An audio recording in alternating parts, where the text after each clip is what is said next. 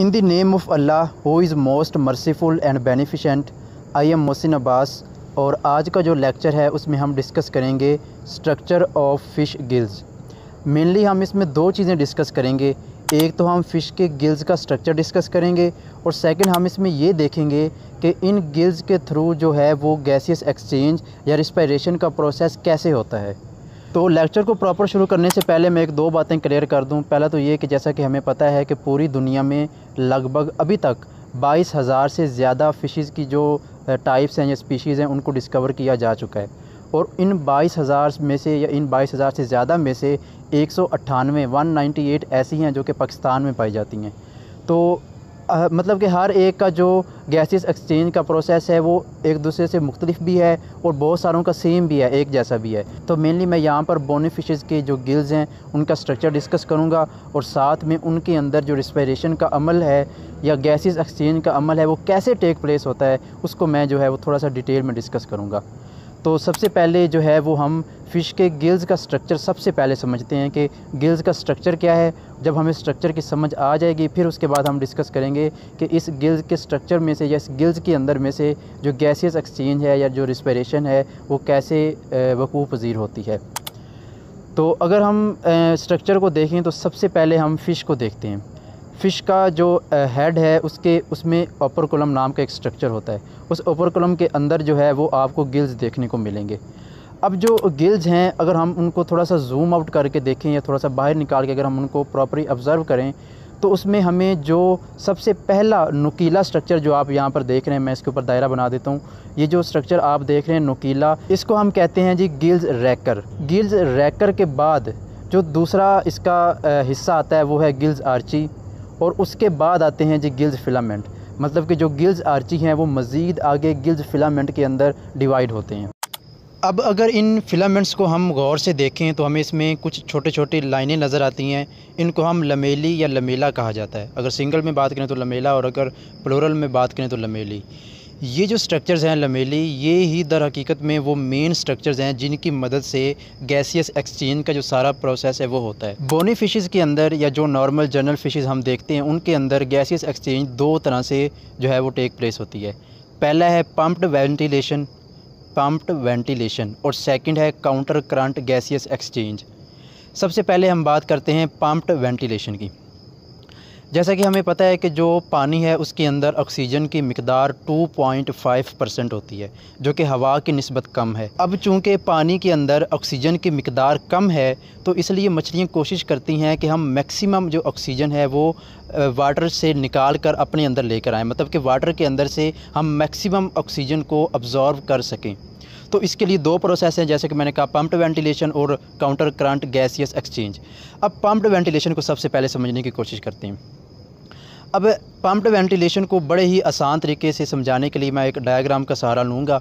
इसमें आप देख सकते हैं कि सबसे पहला जो स्टेप है उसमें ये कि मछली का मुंह खुलता है और पानी मछली के मुंह के अंदर दाखिल होता है। ये है सबसे पहला स्टेप।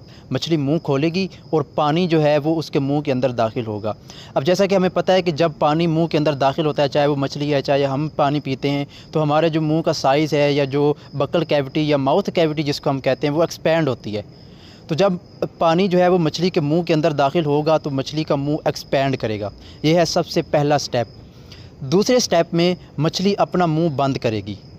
जब मछली अपना मुंह बंद करेगी तो बंद होने की वजह से उसकी जो बक्कल कैविटी है या माउथ कैविटी है वो कॉन्ट्रैक्ट होगी।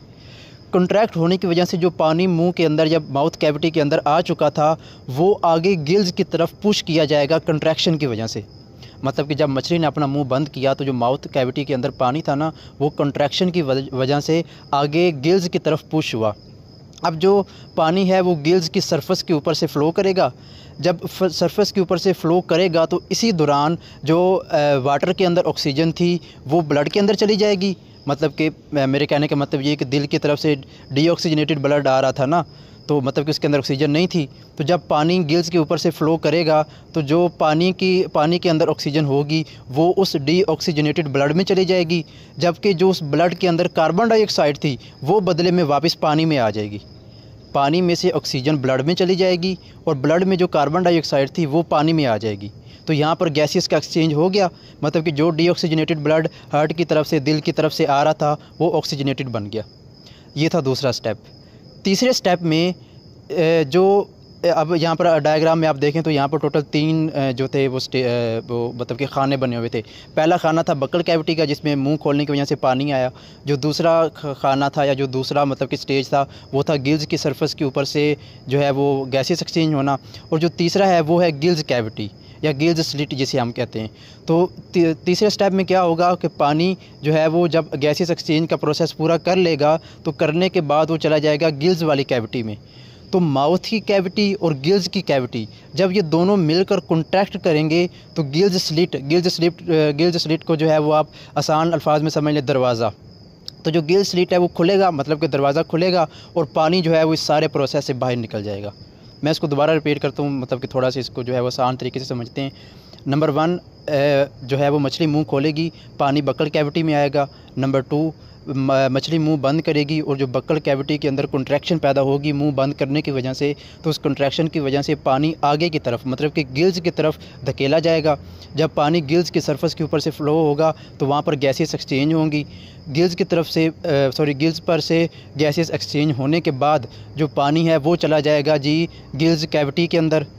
अब gills cavity plus buccal cavity दोनों मिलकर जब कंट्रैक्शन करेंगी, मतलब कि कंट्रैक्ट होंगी, तो जो प्रेशर प्रोड्यूस होगा उसकी वजह से गिल्स स्लिट यानी कि जो गिल्स का दरवाज़ा था वो खुल जाएगा और पानी जो है वो बाहर निकल जाएगा।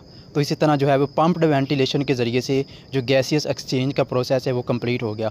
पानी आया, उसने अपनी ऑक्सीजन जो है वो ब्लड को दे दी, ब्लड ने अपनी ऑक्सीजन कार्बन डाइऑक्साइड पानी को दे दी और ये प्रोसेस कंप्लीट हुआ और पानी जो है वो गिल्स स्लिट की मदद से या गिल्स स्लिट की जगह से बाहर निकल गया। ये होगी जी पम्प्ड वेंटिलेशन।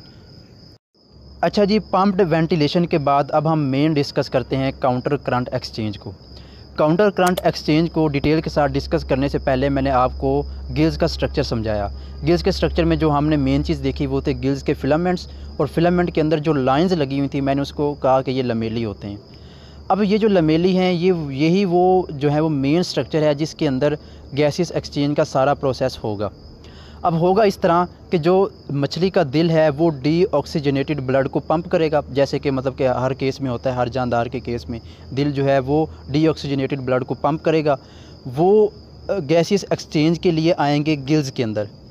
मछली के दिल ने डीऑक्सीजनेटेड ब्लड को पंप किया, वो डीऑक्सीजनेटेड जो ब्लड था वो आया गिल के अंदर। गिल में कहाँ पे आया? गिल्स के अंदर वो फिलामेंट में आया और फिलामेंट से वो लमेले के अंदर आया। लमेले के अंदर आर्टरीज़ का एक गुच्छा कह लें या एक जाल बना होगा। यही वो गुच्छा या जाल है जहाँ से जो है वो गैसेस एक्सचेंज का प्रोसेस जो है वो टेक प्लेस होता है।